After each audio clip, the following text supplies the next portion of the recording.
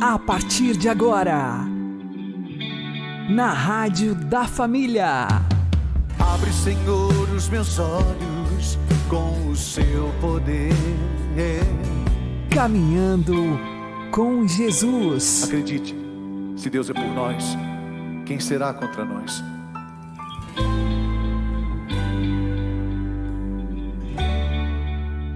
A paz esteja com você, meu querido irmão, minha querida irmã.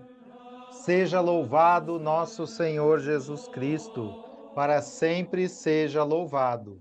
Vamos caminhar com Jesus em nome do Pai, do Filho e do Espírito Santo. Amém. Inspirai, ó Senhor, as nossas ações e ajudai-nos a realizá-las, para que em vós comece e para vós termine tudo aquilo que fizermos. Por Cristo, Senhor nosso. Amém. Santíssima Virgem Maria, Mãe de Deus, rogai por nós. Castíssimo São José, patrono da Igreja, rogai por nós. As nossas famílias têm que deixar de ser reprodutoras do pecado. Vamos aprender com o Padre Léo.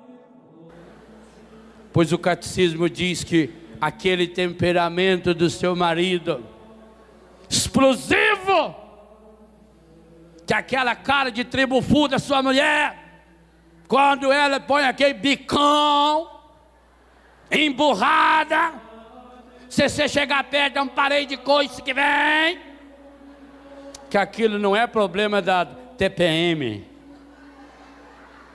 que aquilo não é problema de educação ou de cultura. O catecismo diz que a causa disso é o... Aí é duro, não é? Porque, meu Deus, enquanto eu podia jogar a culpa em alguém, nem que fosse a minha sogra, meu sogro, minha mãe, meu pai, ou quando eu era criança, que bom se eu pudesse achar culpados, pois o catecismo diz que não, que a causa é o... Mas diz mais ainda, diz que eu, e que você, mostra quem está do seu lado, fala você. A fé da sua igreja diz que você pode vencer o pecado. Mais do que isso, já venceu o pecado. E está na hora de tomar posse.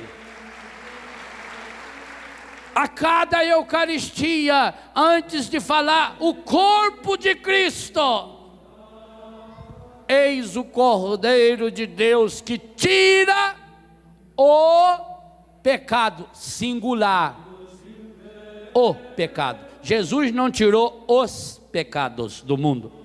Tem gente que quer exagerar tanto em Jesus e fala que ele tirou os pecados do mundo. Não. Os pecados estão aí no mundo, está dentro de você, está dentro de mim. Jesus tirou o pecado singular. Os pecados quem vai ter que tirar? Os seus, o meu, cada um de nós. O catecismo da igreja afirma que o sacramento do matrimônio é uma graça especial de Deus para arrancar as consequências dos pecados. E é assim que nós precisamos experimentar. Porque, meus irmãos, olha o estrago que o demônio está fazendo em nossa vida. Olha os estragos que o demônio está fazendo na vida das famílias. Eu não olho para um número, não. Eu não falo de número. Eu falo de gente. Eu tenho 5 casas.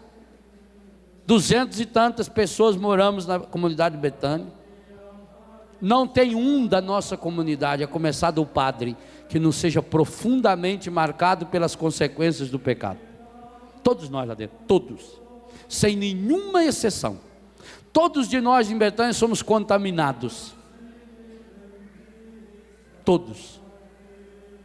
E qual é a grande causa disso? O pecado, pior, o pecado está sendo reproduzido em nossas casas. Que tristeza das tristezas, meu irmão. quando a sua casa, quando a minha casa, quando o meu corpo, quando o seu corpo passam a ser reprodutores de pecado. Eu tenho lá na minha casa, por exemplo, a ala de reprodução das galinhas. Tem umas 40 raças diferentes de galinha. Que alegria a gente fica quando nasce um pintinho daquele e você consegue, porque marca no ovo, olha que beleza, um ó pinto amarelo. Já vem com os traços do pai. Quando você vê um coxinho, que já vem com aquelas penas até lá nos dedinhos. Um polonês,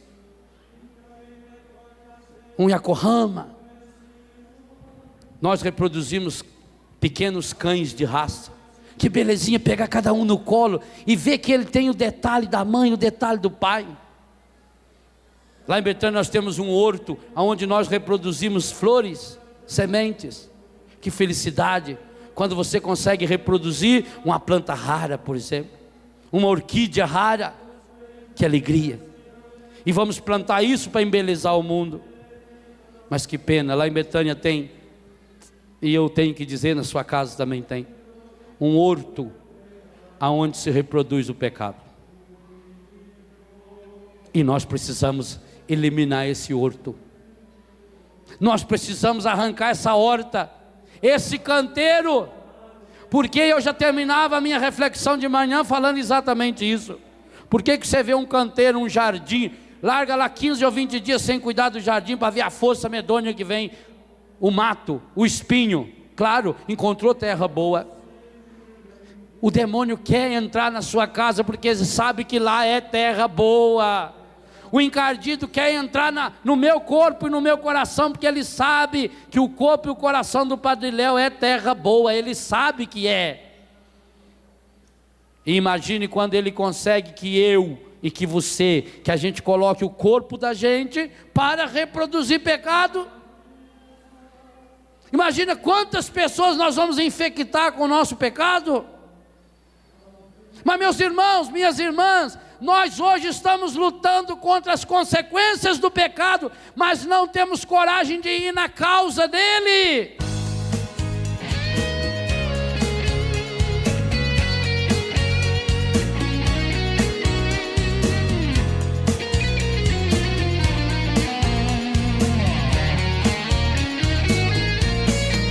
Tu me conheces quando estou sentado, tu me conheces quando estou de pé, vês claramente quando estou andando, quando repouso tu também me vês. Se pelas costas sinto que me abranges, também de frente sei que me percebes. Para ficar longe do teu espírito, o que farei, aonde irei, não sei. Para onde irei? Para onde fugirei? Se subo ao céu ou se me prostro no abismo, eu te encontro lá. Para onde irei? Para onde fugirei? Se estás no alto da montanha verdejante ou nos confins do mar, se eu disser que as trevas me escondam e que não haja luz onde eu passar, pra ti a noite é clara como o dia, nada se oculta ao teu divino olhar. Tu me teceste no seio materno e definiste todo o meu viver.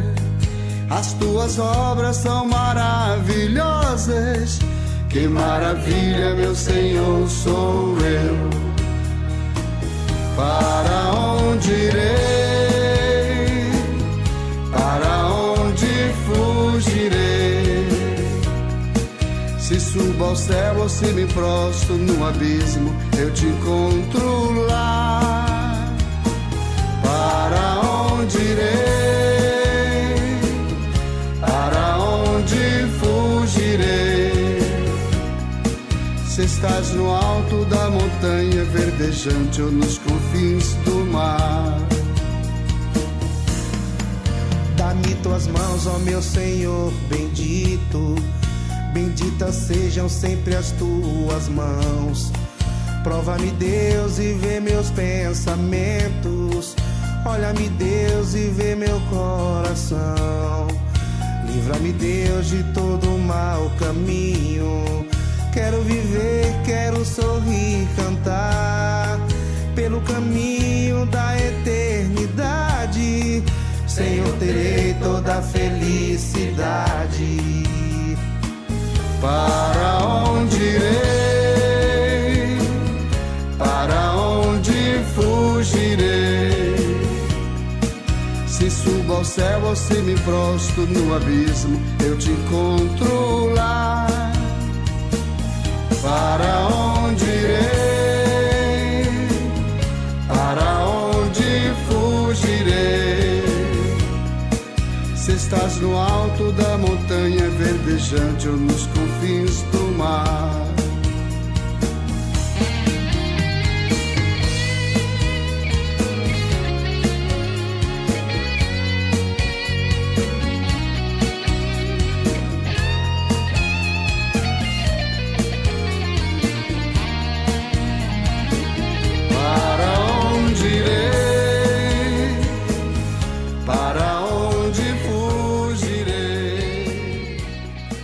Caminhando com Jesus e o Evangelho do Dia.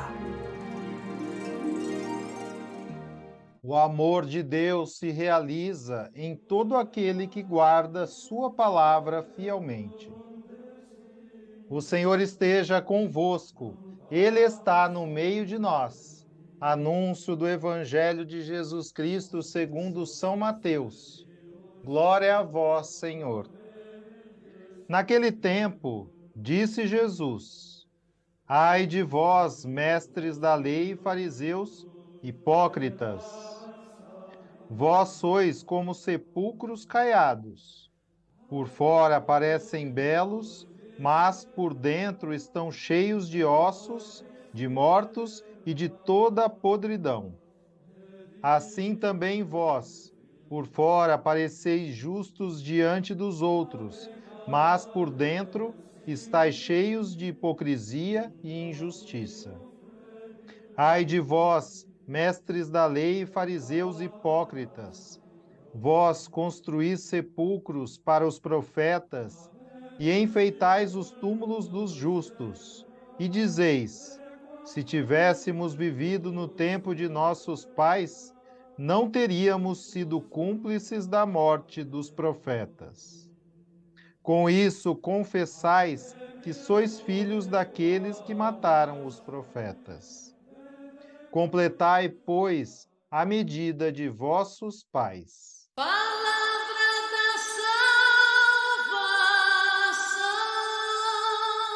Glória ao Senhor.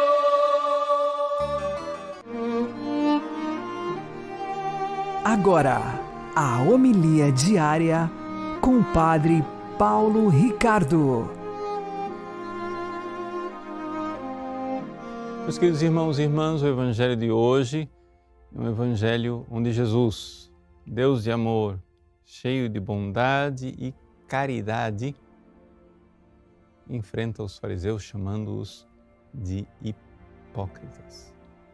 Jesus repete: ai de vós, mestres da lei, fariseus hipócritas! Ai de vós, mestres da lei, fariseus hipócritas! E fala palavras muito duras, das palavras mais duras que Jesus tenha dirigido a alguém nos Evangelhos. Isso deve nos deixar um pouco espantados, talvez, porque, afinal, Jesus, manso e humilde de coração, como é que a mansidão, a bondade, a caridade infinita podem ornar, digamos assim, podem entrar em sintonia com essas palavras tão duras, tão pungentes. Pois bem, o que acontece é que é exatamente esse coração cheio de caridade que não pode ficar em silêncio. Veja, aqui Jesus sabe o que está no coração do homem. Essa frase é tirada lá do Evangelho de São João.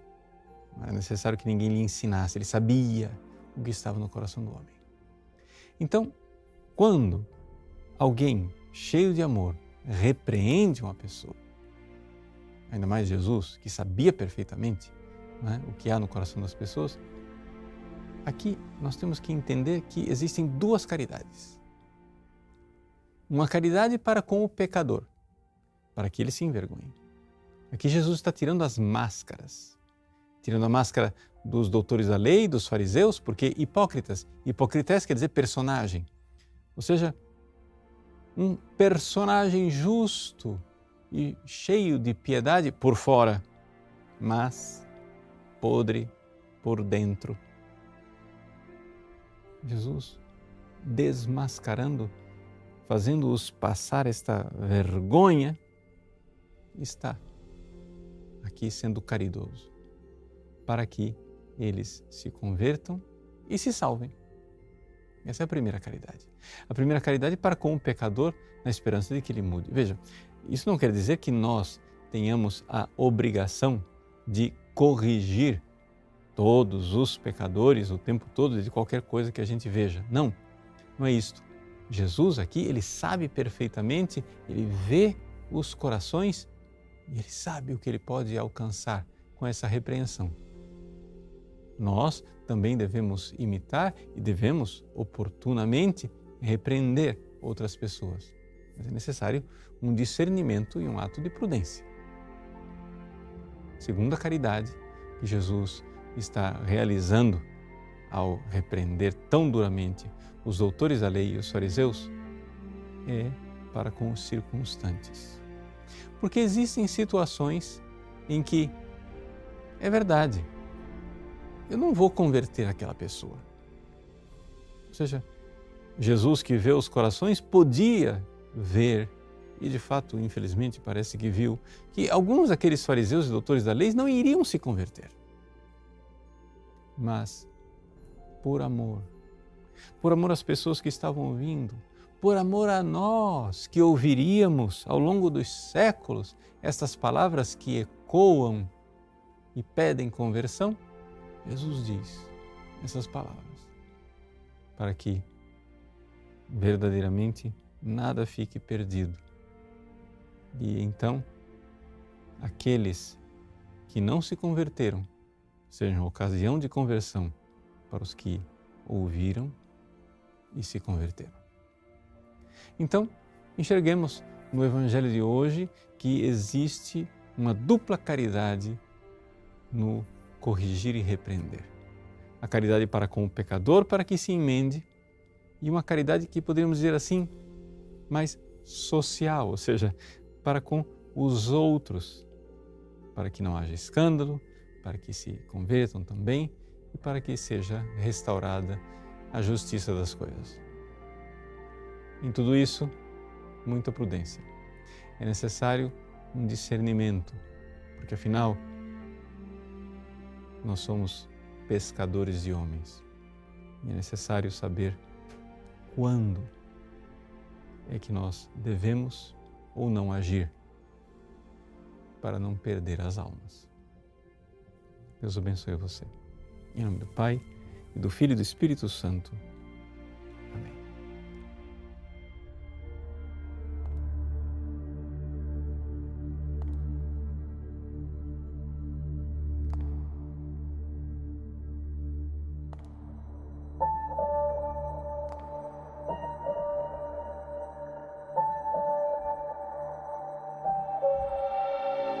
São disfarces de todo lugar, no mesmo salão, e todos vieram dançar. Mas perceba, em seus lábios não há qualquer diversão. Há algo de errado no ar e a noite avança, e no meio da valsa o ruído irrompe a canção. É a sonata dos corpos que caem no chão. Quem vai ser capaz de apagar da memória o assombrar do baile das máscaras?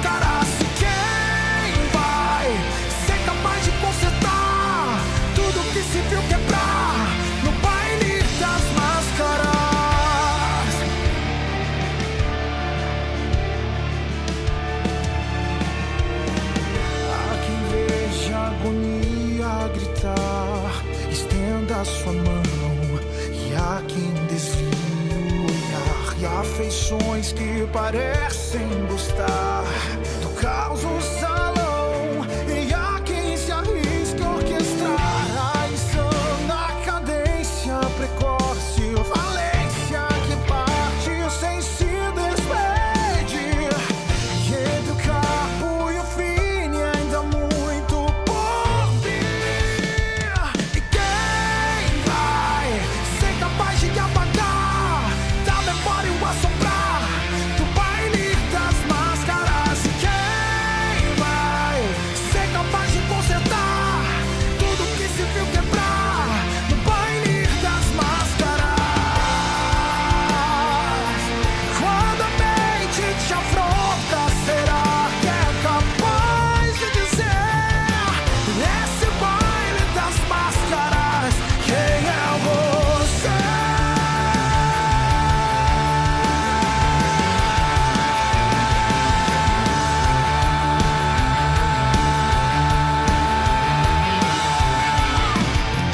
Quem vai ser capaz de apagar da memória o assombrar do baile das máscaras? E quem vai ser capaz de consertar tudo que se viu quebrar no baile das máscaras?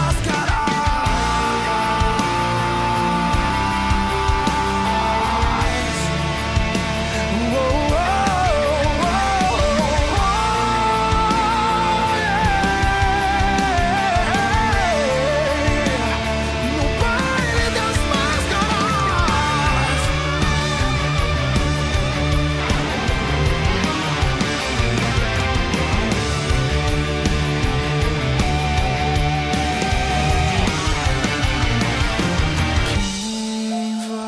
máscaras. Quem vai devolver o ar aos que vimos sufocar no baile das máscaras?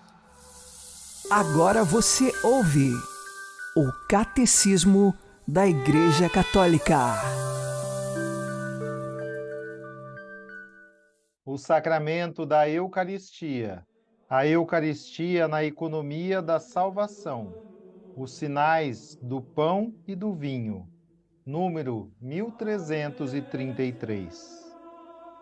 Encontram-se no cerne da celebração da Eucaristia o pão e o vinho, os quais, pelas palavras de Cristo e pela invocação do Espírito Santo, se tornam o corpo e o sangue de Cristo.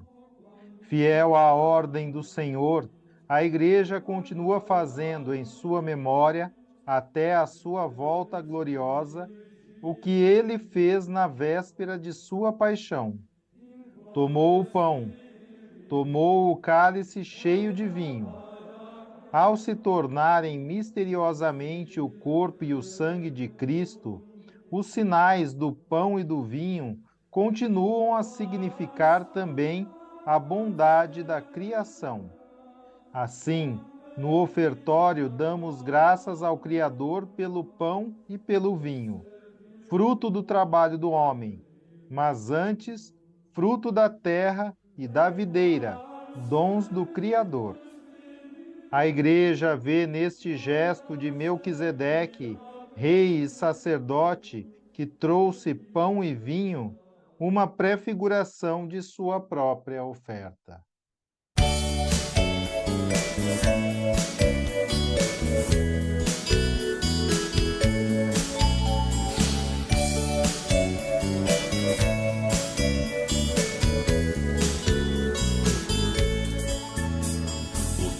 Depois de crescido, logo é colhido e vai tornar-se pão. Nas mãos da mãe mulher se mola, se entrega humilde pra fermentação. Lição de amor ensina ao trigo com seu gesto de doação. Também quero ser desprendido pra tornar-me pão nas mãos do meu Senhor. Sagrado trigo imolado, depois farinhado e finalmente pão. Sagrado trigo ofertado, que será será tornado corpo do Senhor. Sagrado trigo imolado, depois farinhado e finalmente pão. Sagrado trigo ofertado, que será tornado corpo do Senhor. A uva sem fazer gemido se entrega ao milagre da transformação. Sob os pés do lavrador sofrido vai tornar-se vinho de nobre sabor. Lição de amor ensina a uva com seu gesto de oblação. Também quero ser desprendido para tornar-me vinho nas mãos do Senhor. Sagrado fruto da videira, que foi flor primeiro e se modificou. Sagrado vinho ofertado, que será tornado sangue do Senhor. Sagrado fruto da videira, que foi flor primeiro e se modificou. Sagrado vinho ofertado, que será tornado sangue do Senhor.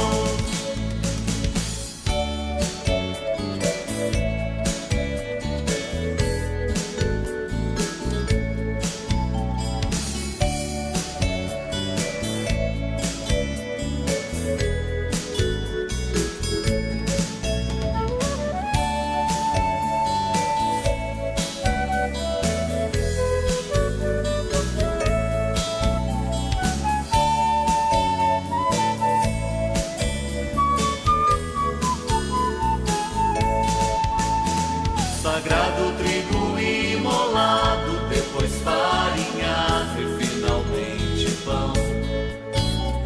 Sagrado trigo ofertado, que será tornado corpo do Senhor. Sagrado fruto da videira, que foi flor primeiro e se modificou. Sagrado vinho ofertado, que será tornado sangue do Senhor.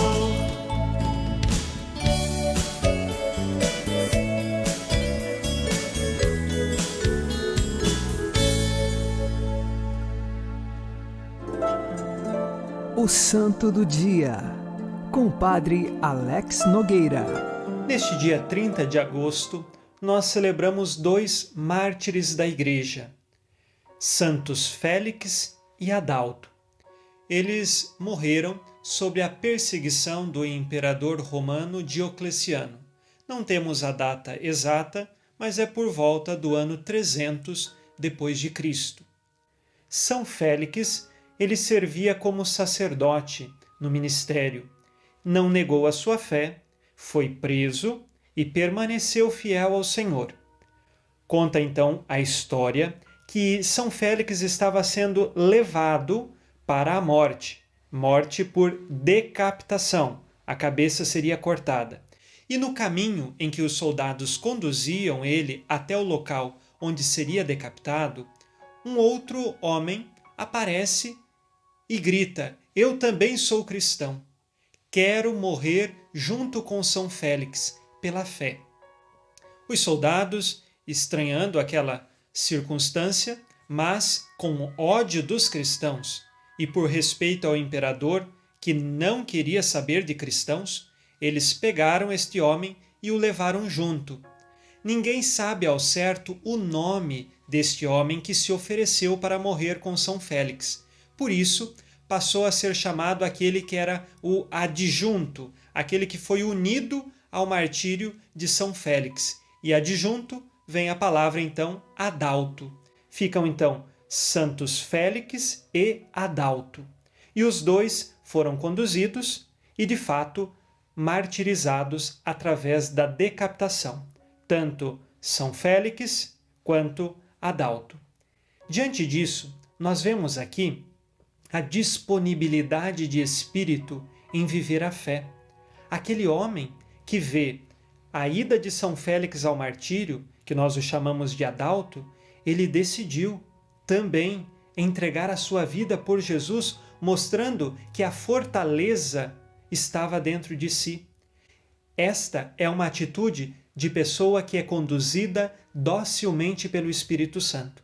Humanamente falando, só humanamente nós não conseguimos tomar tais atitudes. Nós precisamos do Espírito Santo com seus dons, com as virtudes divinas e com a graça para podermos entregar a vida por Jesus. Em muitos lugares, hoje ainda há perseguições aos cristãos, sejam perseguições violentas ou às vezes perseguições morais. Nós precisamos rezar pelos irmãos e irmãs cristãos que são perseguidos, mas também é necessário que nós saibamos testemunhar, onde quer que estejamos, a nossa fé. Santos Félix e Adalto, roguem por nós. Abençoe-vos Deus Todo-Poderoso, Pai e Filho e Espírito Santo. Amém. Fique na paz e na alegria que vem de Jesus.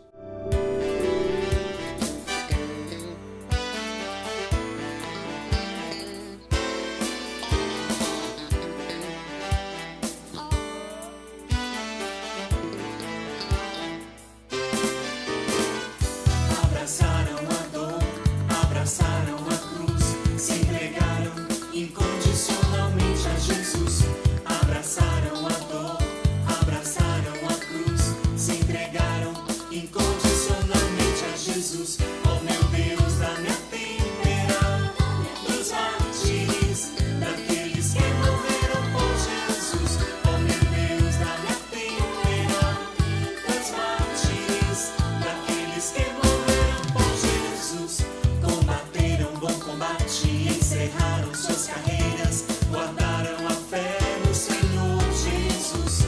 Combateram bom combate, encerraram suas carreiras, guardaram a fé no Senhor Jesus. Oh meu Deus, dá-me a têmpera dos mártires, daqueles que morreram por Jesus. Oh meu Deus, dá-me a têmpera dos mártires, daqueles que morreram por Jesus. Receberam a recompensa, a coroa da justiça, do justo juiz, Senhor Jesus. Receberam a recompensa, a coroa da justiça, do justo juiz, Senhor Jesus.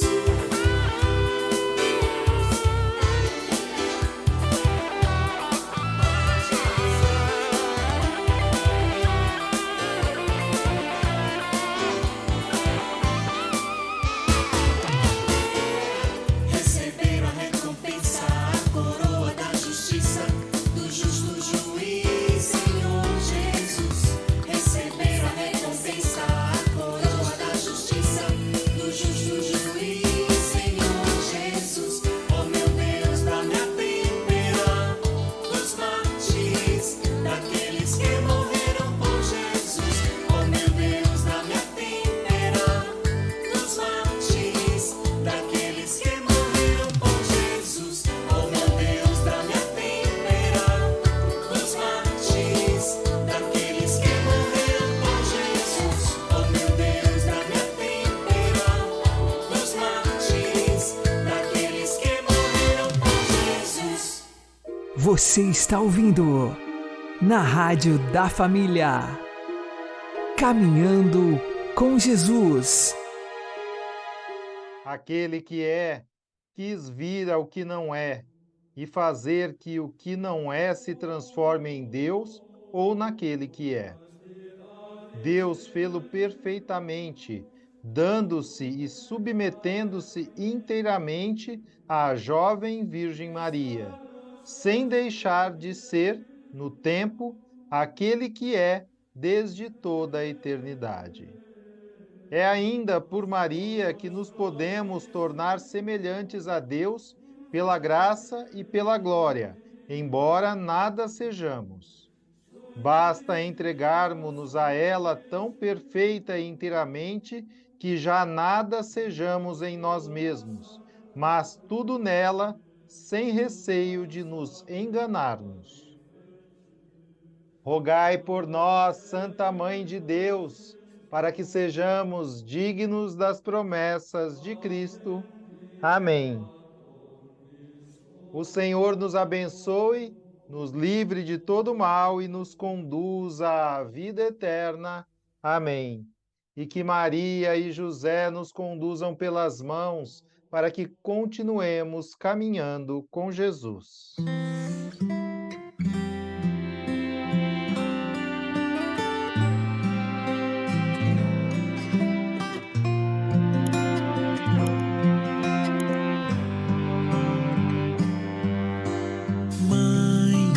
Segura minha mão, te peço proteção nesta caminhada. Mãe, a vós me consagrei, escravo me tornei, não preciso de mais nada. Mas só uma coisa eu peço. Mãe, me ajuda a ser santo, pois no teu ventre gerou o Santo dos Santos. No ventre de Maria quero ser moldado. Foi aí que o Santo dos Santos foi gerado. Se a terra santa é onde Deus pisou, imagine o ventre daquela que o gerou. Mas só uma coisa eu peço. Mãe, me ajuda a ser santo, pois no teu ventre gerou o Santo dos Santos. No ventre de Maria quero ser moldado. Foi aí que o Santo dos Santos foi gerado. Se a terra santa é onde Deus pisou, imagina